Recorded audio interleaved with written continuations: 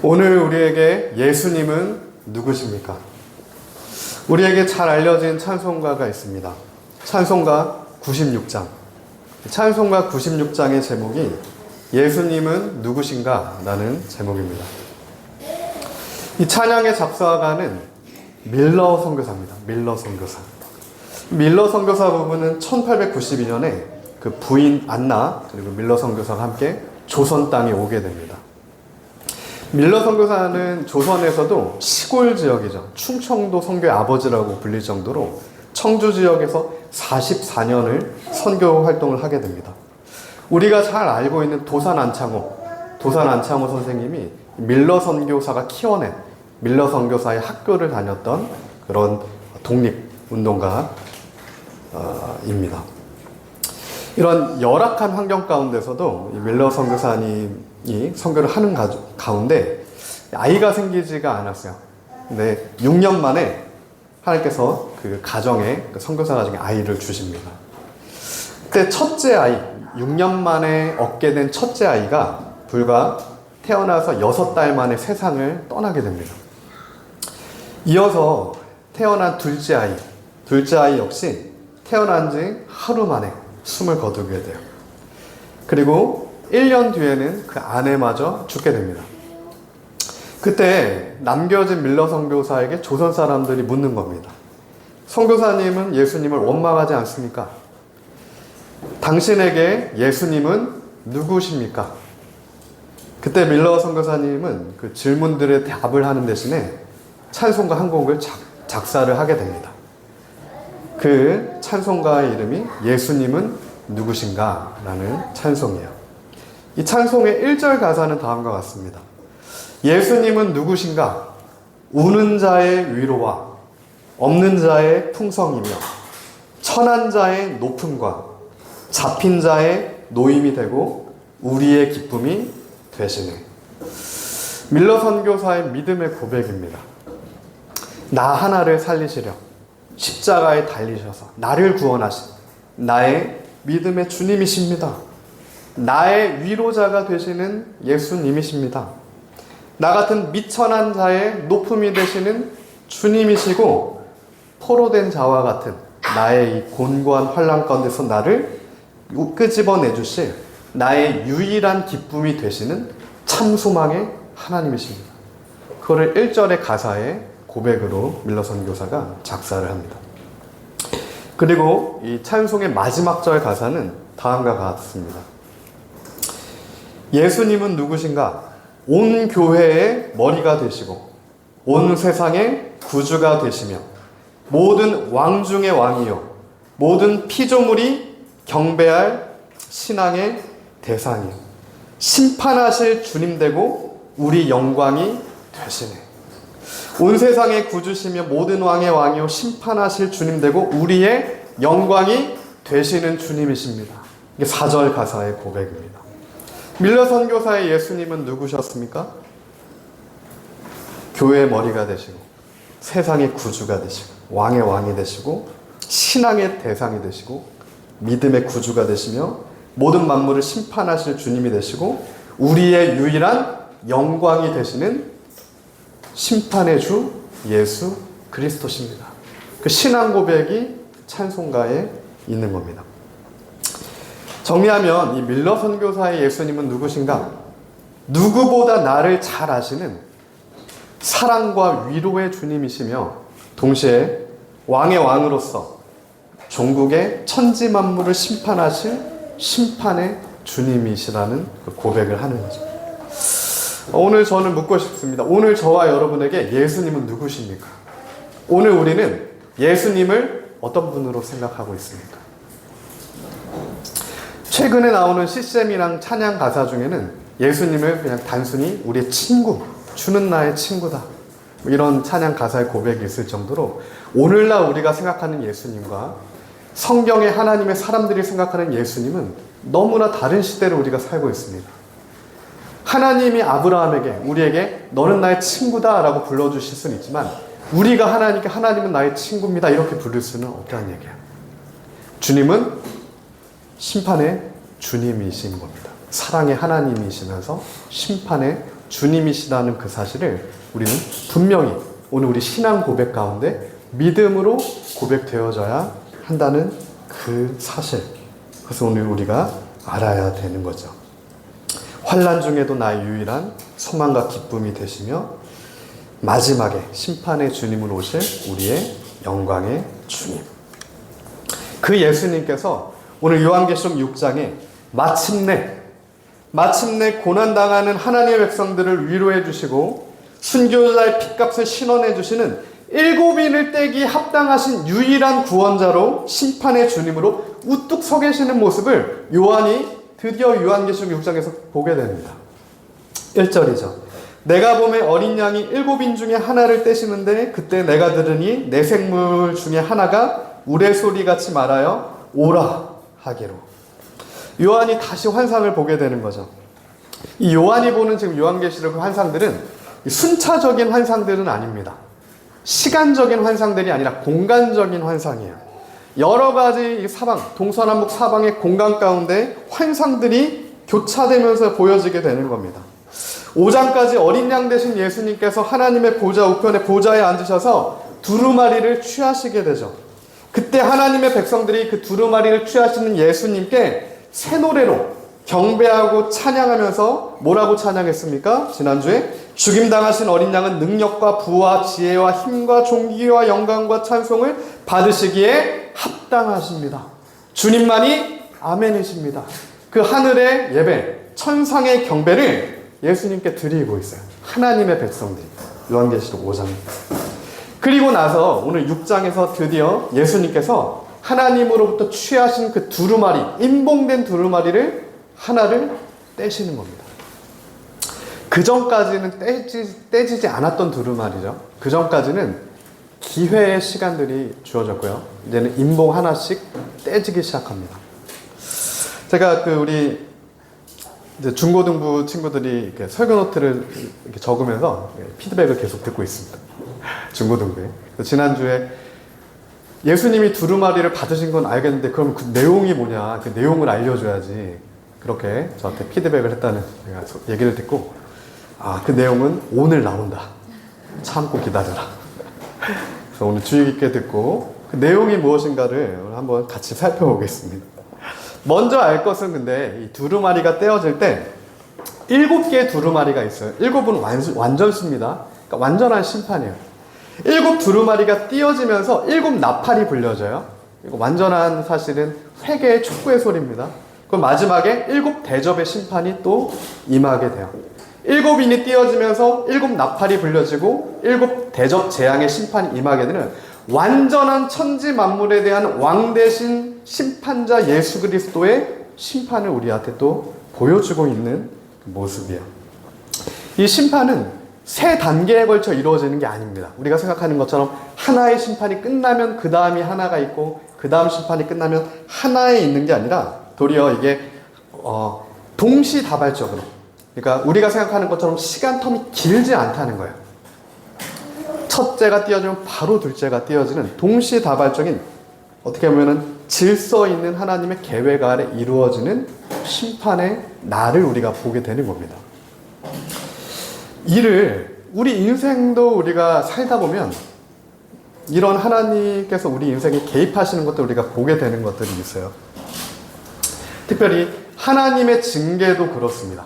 하나님의 우리 인생을 향한 징계가 그래요.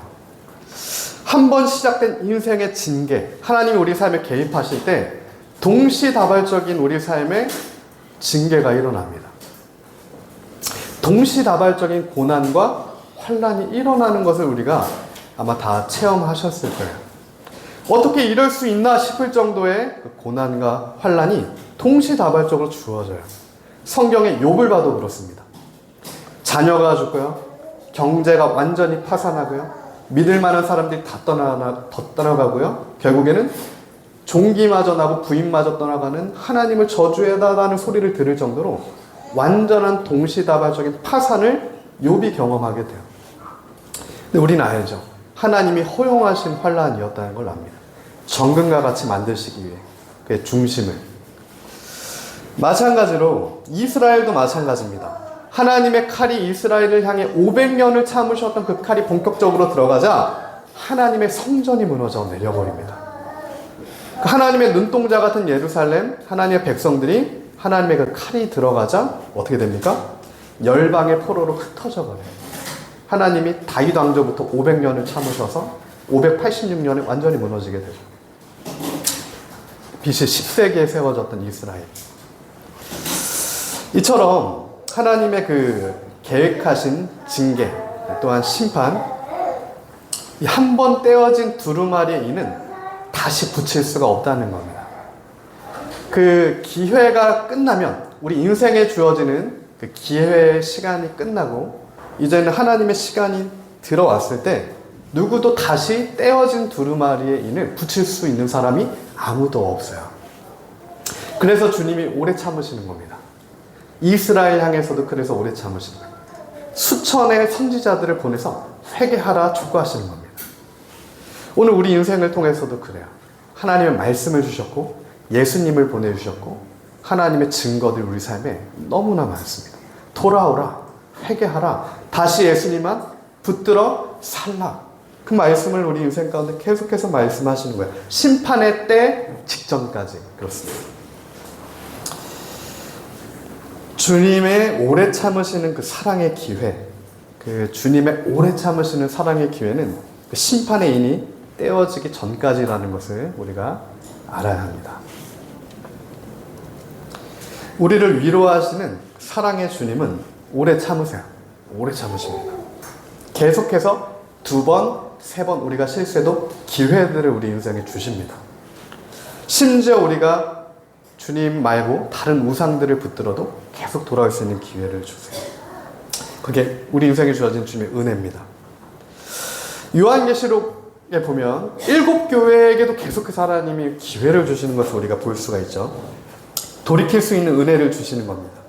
심지어 이세벨을 허용했고 발람의 음행을 허용했고 종교 혼합, 우상 숭배를 허용했던 두아디라, 사대, 버가모, 에베소 교회에게도 오래 참으심으로 계속 기회를 주세요.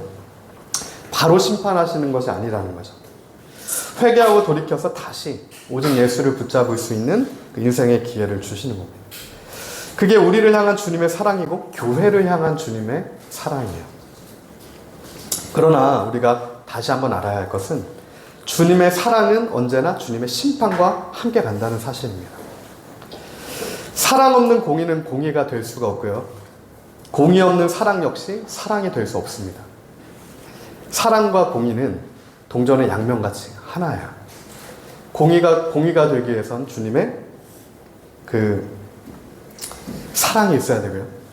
사랑 역시 또 주님의 참된 사랑이 되려면 주님의 공의가 있어야 합니다.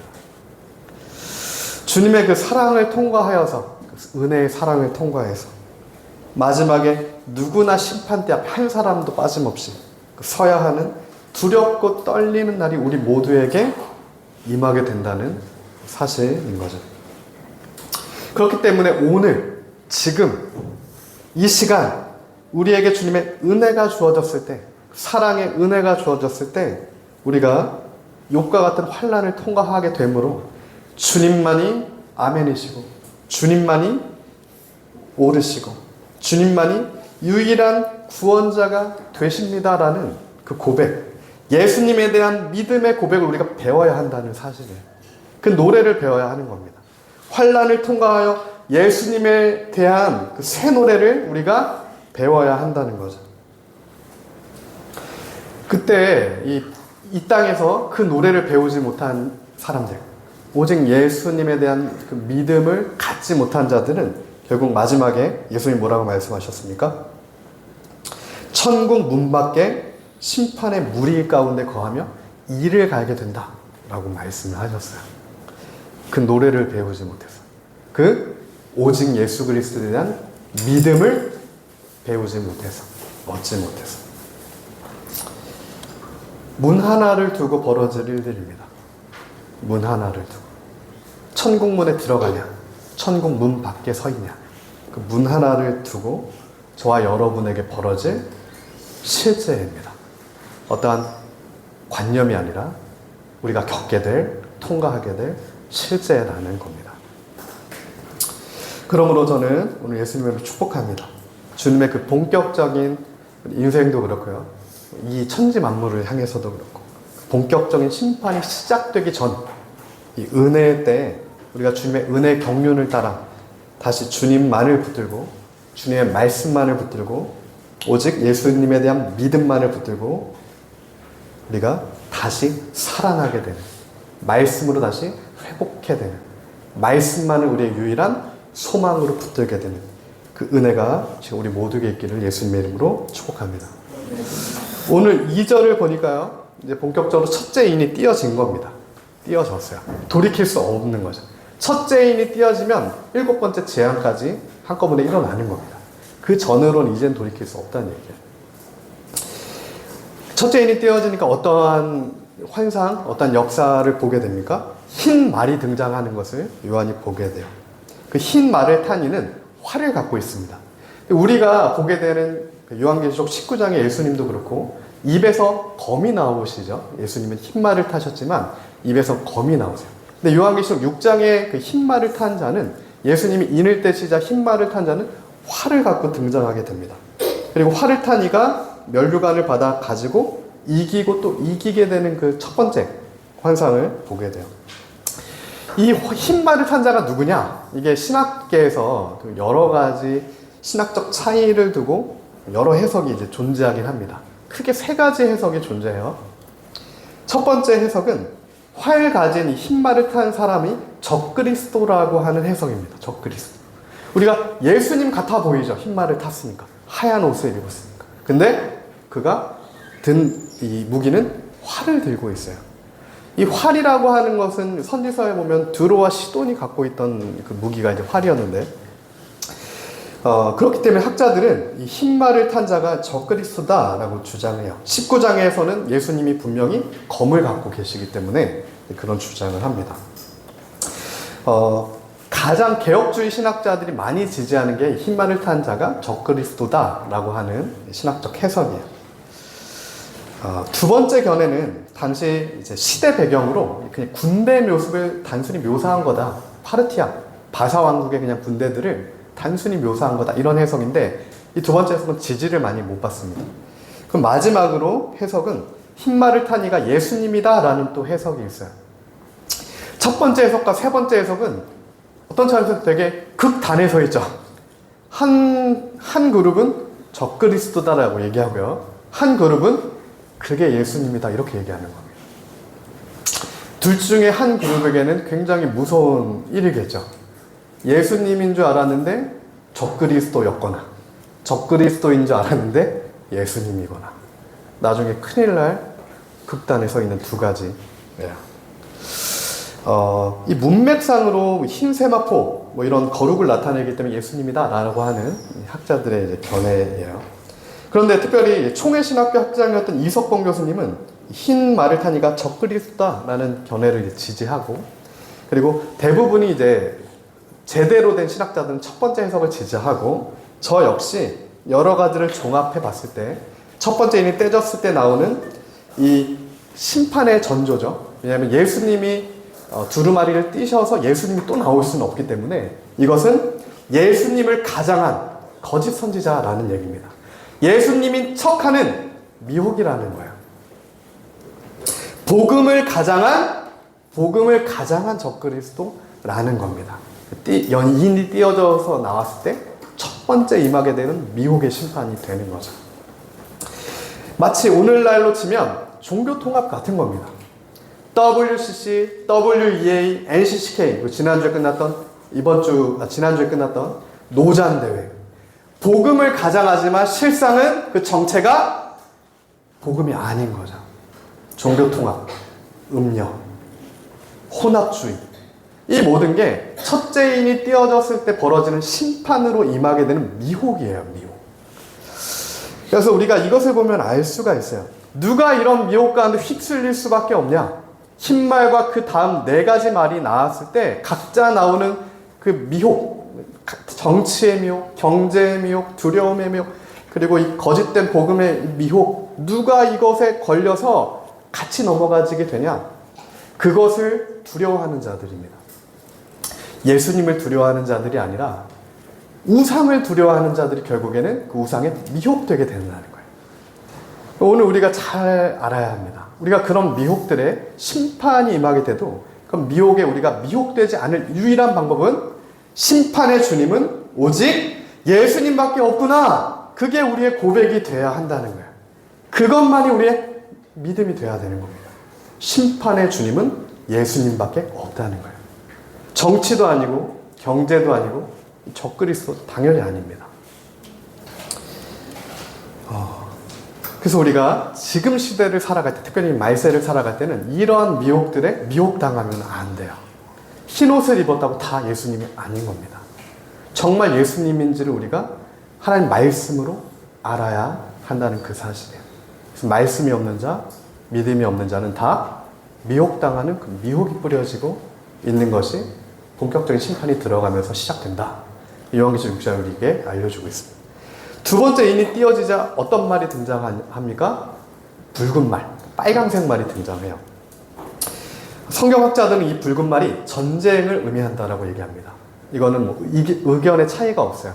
첫 번째 말은 적그리스도를 나타낸다라는 의견이고요. 흰 말은, 두 번째 붉은 말은 전쟁을 의미합니다. 전쟁.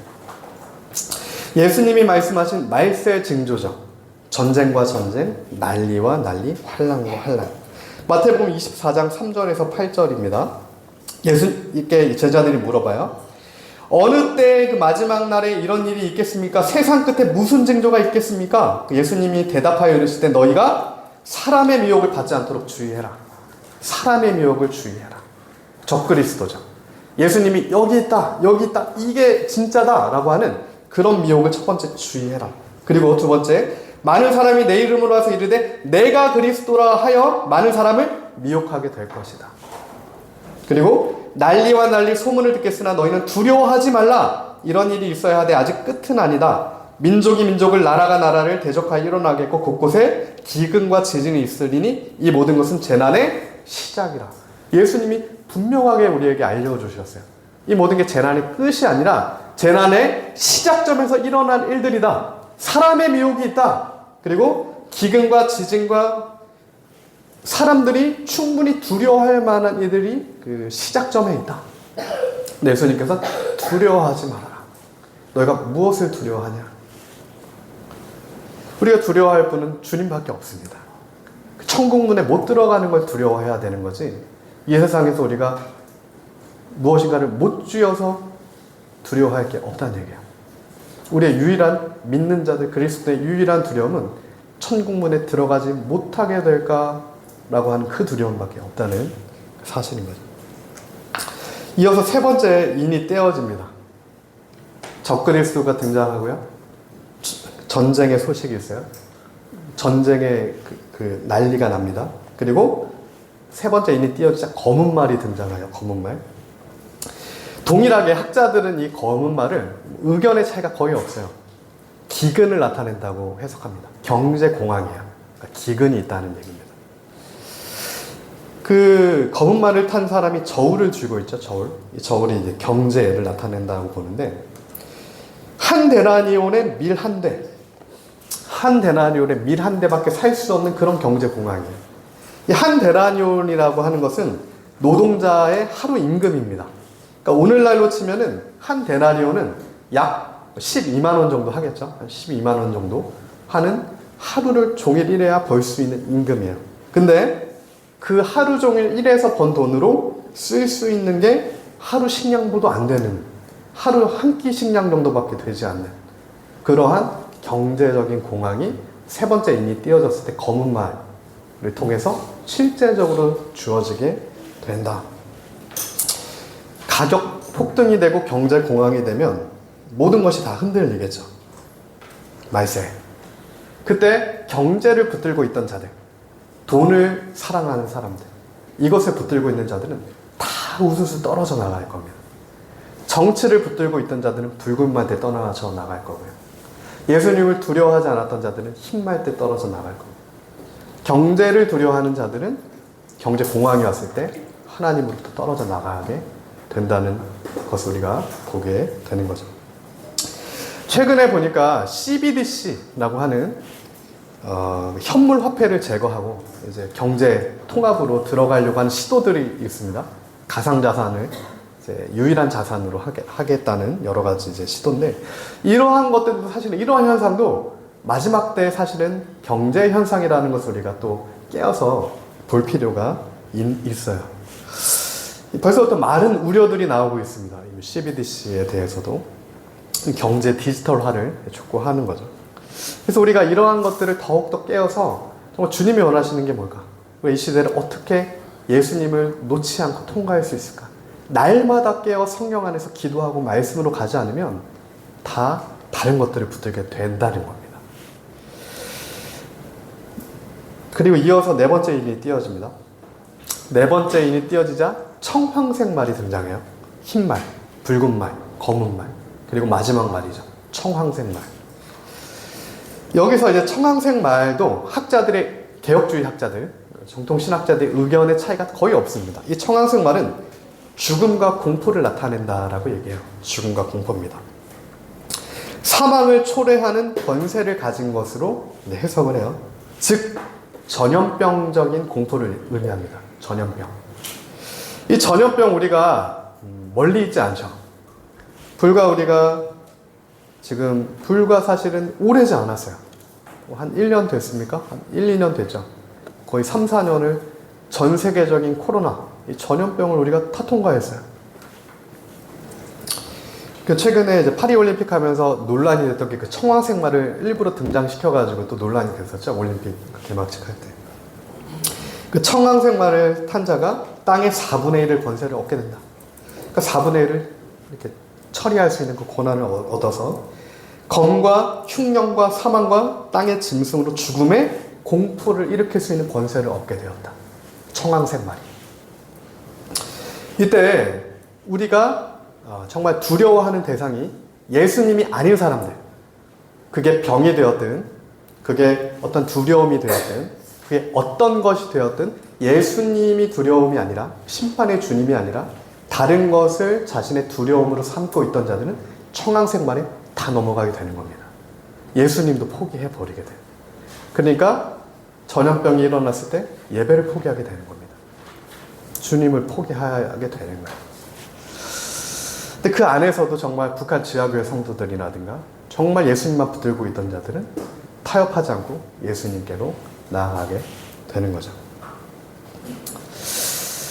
마지막 시대를 사는 성도들, 우리는 이러한 시대적인 징조들을 그냥 넘길 수가 없어요.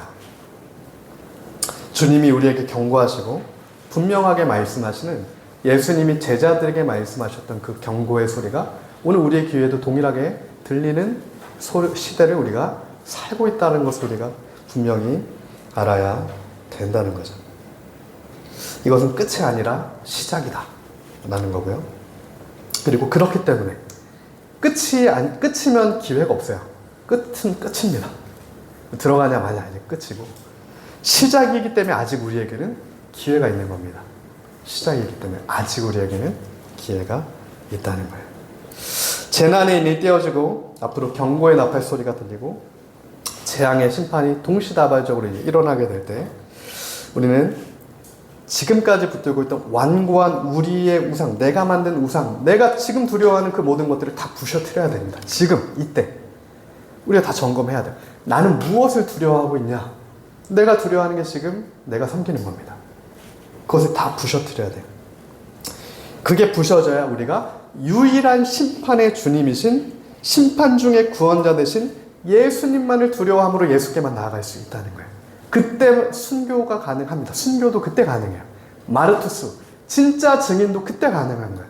그래서 초대교회 성도들, 북한 지하교회 성도들, 공산주의 여러 가지 상황 가운데, 어려운 환경 가운데 그럼에도 불구하고 예수님만 붙들고 있는 자들, 그러한 신앙, 그러한 믿음, 주께서 오늘 우리에게, 우리 교회들에게 그 믿음을 요구하고 계시는 그 시대를 우리가 살고 있는 것이죠. 어제 그 뉴스를 보니까 이제 이스라엘하고 이란이 거의 전면전에 들어갔더라고요. 이스라엘이 20년을 준비했습니다. 20년을 준비했어요. 놀랍죠? 심판이 시작되니까 어떻게 됩니까? 20년을 준비해서 한 달도 안 돼서 헤즈볼라의 수장들을 다 사살했어요. 헤즈볼라가 완전 파괴됐습니다. 다 힘을 잃어버렸어요. 심판이 시작되니까 동시다발적으로 이렇게 일어나는 거예요. 이 땅을 향한 하나님의 심판도 마찬가지일 겁니다. 그리고 이러한 징조들, 지금 이란에서 지금 촉구했더라고요. 어저께 보니까 중동의 모든 무슬림 전사들은 일어나라, 이스라엘을 함께 치자. 성명서를 이제 이란 수장이 공포했는데, 이 전쟁이 이제 어떻게 될지 우리가 알지 못하지만 이게 3차 전으로 갈지 5차 중동 전쟁으로 갈지 혹 성경에서 얘기하는 뭐 그런 전쟁이 될지 우리가 분명하게 얘기하기는 어렵지만, 그럼에도 확실한 것은 실제라는 겁니다. 이게 앞으로 일어날 일들이 아니라 이미 일어나고 있는 일들이라는 거예요. 이스라엘과 중동의 전쟁 역시. 그래서 우리가 이런 것들을 봤을 때, 지금 흰말, 붉은 말, 검은 말, 청황색 말, 하나님의 정말 이 마지막 때에 주님의 그 임하심, 주님의 역사들이 일어나고 있구나. 이런 것들을 우리가 바로 보아야 한다는 거죠. 그리고 5째 인이 띄어집니다. 4번째 인까지 띄어졌어요. 5번째 인이 띄어져요. 이 5번째 인이 띄어질 때 다시 한번 주님의 은혜의 시간이 한 번 더 주어져요. 그러니까 계속해서 쭉 심판이 이어지는 게 아니라 잠깐 스톱되죠. 심판이 잠깐 스톱되고 하나님의 은혜가 잠깐 은혜의 때가 주어집니다. 5째 인이 띄어졌을 때 순교자들이 등장해요. 순교자, 흰옷 입은 자들이에요. 두루마기 받은 자들입니다. 순교자, 새 노래 배운 자들입니다. 그 사람들이, 하나님의 백성들이 예수님께 큰 소리로 불러서 순교자의 피를 신원해 주십시오 라고 호소를 하게 돼요. 이 순교자들은 하나님의 말씀과 그 증거로 인하여 죽임을 당한 영혼들이 하나님께 신원하게 돼요. 하나님 말씀과 믿음의 증거를 가진 이들이에요. 오늘 우리가 하나님의 말씀과 그 믿음의 증거를 우리가 동일하게 갖고 있어야 합니다. 우리는 주님의 증인이 되어야 해요. 하나님의 말씀이 내 심령 가운데 있어야 합니다. 이사야가 두루마기를 먹었듯이, 요한이 주님의 말씀을 먹었듯이 우리 심령 깊은 곳에 다른 두려움의 우상이 아니라 하나님 말씀의 경외함의 그 말씀이 새겨져 있어야 한다는 거고, 그 생명샘 물이 우리 심령 가운데서부터 터져 나와야 한다는 겁니다. 그때 우리가 그 증인이 돼야만 세상에 어떤 우상과도 타협하지 않을 수가 있고, 어떤 적그리스도의 미혹에도 미혹당하지 않을 수 있고, 어떠한 정치에도 우리가 휩쓸리지 않고, 어떠한 경제에도 우리가 매이지 않게 되고, 어떠한 두려움과 공포도 능히 이길 수 있는 순교적 신앙을 가진 새 노래를 부르는 자들이 우리도 될 수 있는 거죠. 십자가를 지고 어린 양을 따라간 자들입니다. 이 순교자들이 죽은 순교자든 아니면 살아있는 순교자든, 하나님 앞에 카운트가 될 때 꼭 죽어야만 순교자가 아닌 겁니다. 살아있는 순교자들이 있는 거예요. 살아있는 순교적 신앙을 가진 자들은 살아있는 순교자입니다. 그러다가 주님의 경륜에 따라서 우리 인생은 우리가 알 수 없기 때문에 여러 가지 상황을 통해, 그럼에도 오직 주님만을 따라가는 자들이 순교자인 겁니다. 주님만을 따라가는 자들, 주님만을 따라가서 그 노래를 배운 자들, 오직 예수에 대한, 예수님만 붙들고 예수님에 대한 믿음을 얻게 된 자들, 주님의 선물이죠. 그래서 그러한 순교적 신앙을 갖게 된 이들에게는 주님의 은혜가 있고, 주님의 호의가 있고, 주님의 큰 사랑이 있고, 주님의 약속이 있고, 주님의 선물이 있습니다.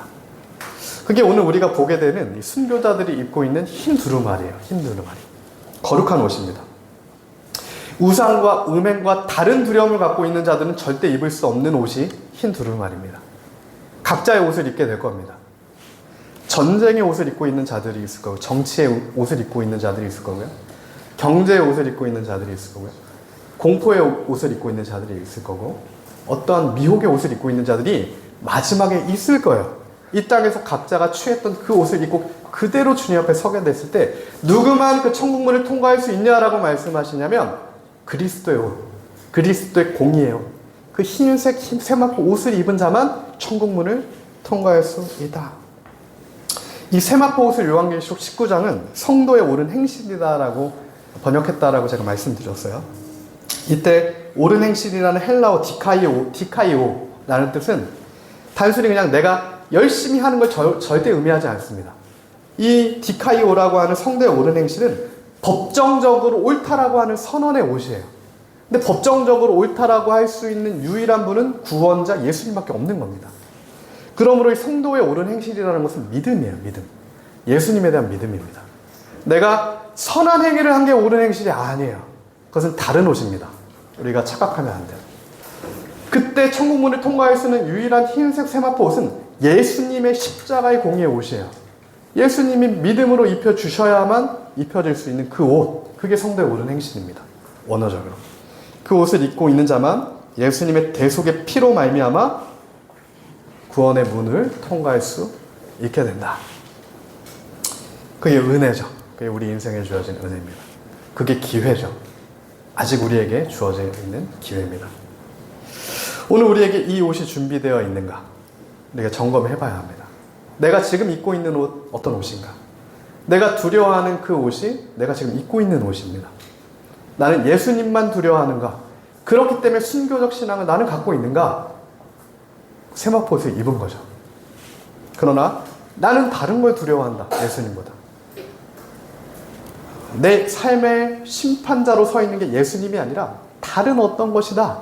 그럼 그 옷을 입고 있는 거예요. 그래서 우리가 혹 그런 옷을 내가 점검해서 입고 있다라고 하면 정말 주님 앞에 우리가 무릎으로 나가, 말씀 붙들고 나가, 눈물로 나가, 이 옷을 벗겨주십시오. 더러운 옷들. 스가랴의 대제사장 여호수아처럼 주님의 옷을 입혀주십시오.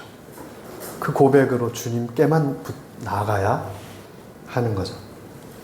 옷이 준비되었는가, 준비되어 있지 않은가. 다른 사람은 모릅니다. 제가 준비되어 있는지도 다른 사람은 몰라요. 그러나 나 자신은 아는 거죠.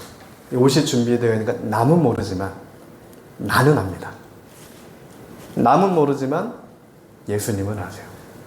각자와 주님만 아시는 거죠. 관계 안에 입혀지는 옷이기 때문에 그렇습니다.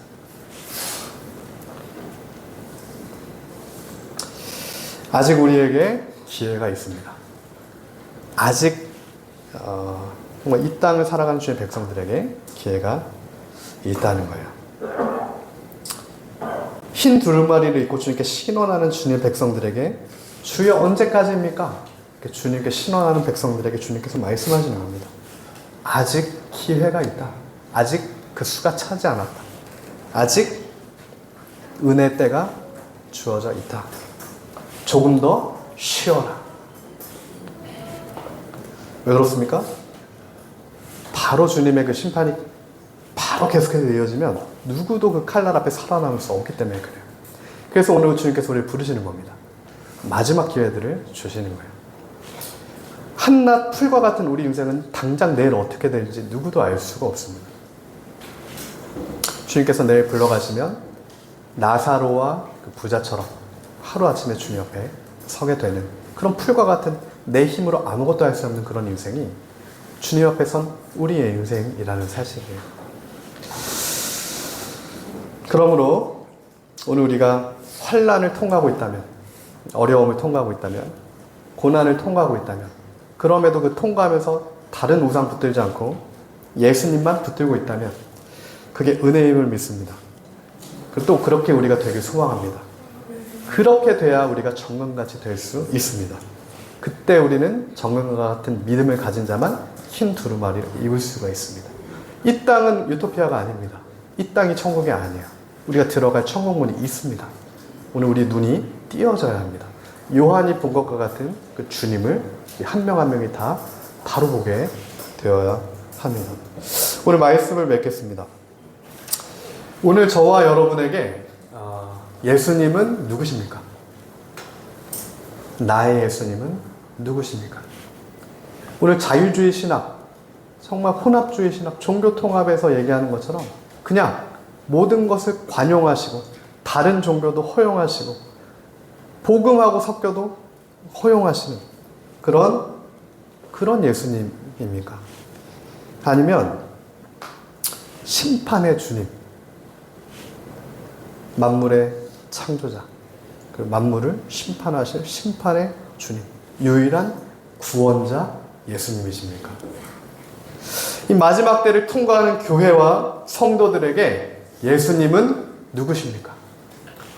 오늘 이 땅을 통과하는 교회들의 예수님은 누구십니까? 우리가 어떤 죄를 짓고 어떤 우상을 섬겨도 내 마음대로 어떤 죄를 지어도 가감없이 그것을 괜찮다라고 여기시는 예수님입니까? 아무리 내가 종교통합의 그 배도의 흐름 가운데 거하고 모든 것을 다 타협해도 그런 나를 언제까지나 위로해 주시고 언제까지나 참아주시고 내버려 두시는 그냥 내가 만들어낸 시대가 만들어낸 그런 예수님 동일하게 우리가 그렇게 생각하고 있습니까? 아니면 정말 예수님만이 유일한 심판의 주님으로 두루마리를 여실 수 있는 유일한 그 만유의 주제로서 주님의 백성들의 핏값을 반드시 신원해 주시는 사랑과 공의의 주님으로서 신실하신 그 약속을 이행하시는 그 주님으로서 그때까지 오래 참으시지만 그렇지만 그 때가 이르기 전에 개입하셔서 우리의 환도뼈를 치시더라도 내가 힘의 근원으로 삼고 있는 걸 치시더라도 죽음에서 우리를 교회들을 끄집어내시는 하나님 말씀이 말씀하시는 그런 예수 그리스도십니까? 서머나 교회와 빌라델비아 교회 예수님 그리고 사대와 에베소와 두아디라 버가모 교회 예수님 동일한 예수님이지만 교회들이 생각하는 예수님이 지금 다른 겁니다. 오늘 우리는 서머나 교회와 빌라델비 교회처럼 작은 능력을 가지고도 예수님만 붙들고 어떠한 우상과도 타협하지 않으며 오직 예수만 붙들고 가는 정말 예수님의 백성이 되어야 될 줄 믿습니다. 오늘 우리에게 예수님은 누구신가? 오늘 우리가 함께 기도하면서 우리가 정말 이 세상에서 만들어낸 그런 신을 우리도 모르게 따라가고 있지는 않은가? 정말 나는 하나님 말씀이 말씀하시는 정말 사랑의 하나님, 공의 하나님, 심판의 하나님 두려워하는 유일한 대상 그 하나님 앞에 서 있는가? 그것을 점검하게 되고 그러지 않았다면 다시 예수님만을 붙들게 되는 예수님만을 찬송하게 되는 예수님만을 우리의 신령과 진정을 다해 경배하게 되는 그 은혜가 우리에게 모두에게 있기를 예수님으로 축복합니다. 우리 함께 심하여 기도하며 나아갑시다.